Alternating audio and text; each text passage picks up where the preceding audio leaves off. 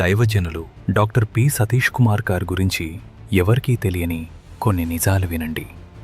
Corona వచ్చినప్పుడు ఆకలితో అలమటించిపోతున్న 60 లక్షల మందికి ఇంటింటికి ఆహారం పంపిన అన్నదాత.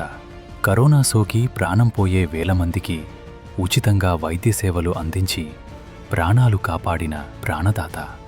6,20,000 మందికి పైగా పేదవారికి ఉచితంగా వైద్యం చేయించిన ఆరోగ్యదాత.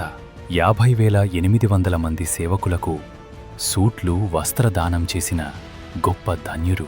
40,105 మంది పేద విద్యార్థులకు చదువుకోవడానికి సహాయం చేసిన మంచి సమరయుడు. వృద్ధాప్యంలో కన్న బిడ్డలచే గెంటివేయబడిన తల్లిదండ్రులను చేరదీసి పోషిస్తున్న పోషకుడు. తండ్రిని పోగొట్టుకున్న ఎంతోమంది బిడ్డలను ఉచితంగా చదివిస్తున్న ప్రేమగల దైవజనుడు. 35,000 మంది అమ్మా నాన్నలకు చలికాలంలో రగ్గులు పంచిన వేల మంది తల్లిదండ్రుల ముద్దుల బిడ్డ. ప్రతి నెల సుమారు 2 లక్షల మందికి పైగా అన్నదానం చేస్తూ గత 10 సంవత్సరాల్లో 2,24,00,000 మందికి అన్నం పెట్టిన అన్నదాత. గడిచిన 12 సంవత్సరాలు దైవజనులు డాక్టర్ సతీష్ కుమార్ గారు, వారి కుటుంబం ఒక రేకుల షెడ్డులోనే నివసిస్తూ వచ్చారు అనే విషయం కేవలం కొందరికే తెలుసు.